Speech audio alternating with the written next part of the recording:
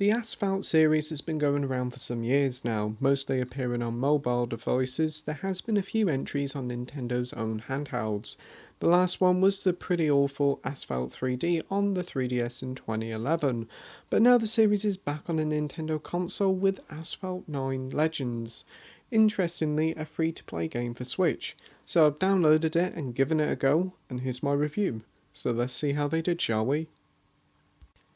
Being free to play, this kind of put me off a bit, as I'm not really that keen on these sort of games, as they start off okay, but quickly the microtransactions seep into the gameplay. So I'm going to talk all about the free to play stuff first before we actually talk about the game. And from the get-go you can tell Asphalt 9 is very much a free to play title, as when you first start off the game you're given a free car to get you started, but to get more you either have to go through the game's rather lengthy career mode or fork up the cash to get them quicker. The game's career mode is the main meat of the game, and boy is it a lengthy experience. You get well over 50 events full of up to 10 races per event. The amount of content here for single players is frankly astounding, especially for a free-to-play game. But as soon as you go through the campaign, you'll notice that you'll have to upgrade your car quite a lot, as the races soon become pretty hard. To upgrade your car you have to fork out in-game currency to boost up its specs, and whilst the amount of currency you get through normal play will do a decent enough job to help you out, the game really wants you to spend real world cash to speed things up.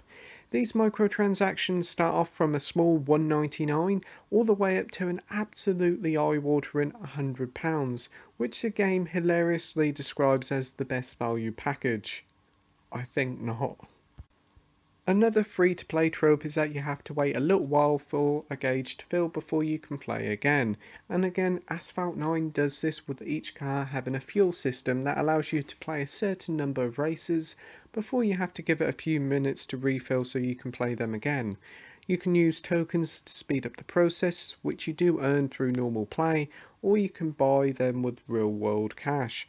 But thankfully I earn enough tokens throughout normal play without having to worry about it. It's still annoying nevertheless. It wouldn't be a free-to-play title without loot boxes, and again Asphalt 9 has these, but in the guise of card packs. And in these packs you get random cards to unlock a car, but unfortunately you don't actually unlock the car there and then. You instead have to get multiple cards to unlock said car. An example would be you need about 40 cards to unlock a fancy sports car. This approach to loot boxes is rather grindy, as it could take an absolute age to unlock the car you want, and you could spend up to £100 on these card packets and don't get no cars at the end. It's a bit of a weird system.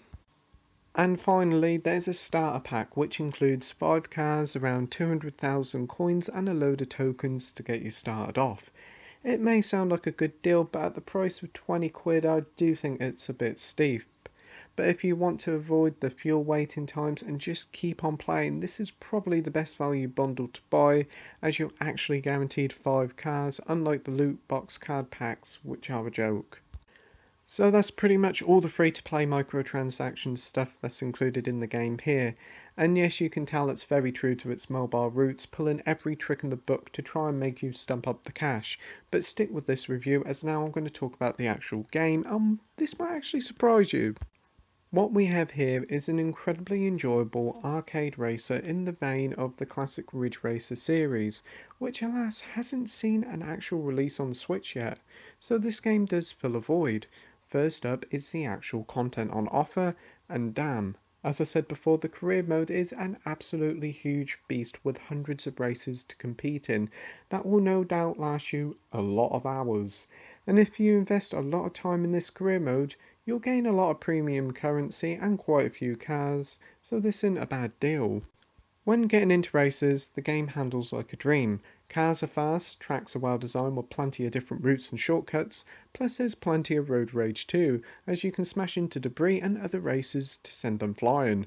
Controlling your car feels on point, and drifting is fun too. You also have a boost bar that can be unleashed different types of boosts depending on how full your boost bar is. If you played last year's fantastic Onrush or had a fondness for the Burnout series, it does feel rather similar to those games, which is no bad thing at all. There's also a pretty decent selection of things to do apart from the career mode. There's challenges that reward you with items to help you out, to limited time events as well. There's multiplayer in both online and offline, which is a great addition, as well as time trials if you wish. These additions aren't unlocked when you first play, as you must go through the first couple of career events before you can unlock them, which won't take too long. The game really surprised me just how much fun it is, but is there any faults with the actual game, I hear you cry? And bar the microtransaction stuff, there's a few little things. Sometimes the races can feel a little bit short, which is kinda understandable as this is a mobile title ported to Switch. There's also a few times where you feel you can't complete a race as you have to grind to get better gear. Again, more free to play trappings showing its ugly face again. Also, the menu is a bit of a pain to go through with so many tabs it can easily get you lost, but plain and portable you can play just by tapping the option you want. On to the presentation now, and the game looks really nice on the Switch. For being a mobile game, it looks lovely on the big screen and in portable play with plenty of bright colours and great looking vistas. As for the frame rate, we're looking at an unlocked frame rate that aims for 60 FPS, and unfortunately, while stock it's a bit all over the place, mostly sticking in the mid 40s.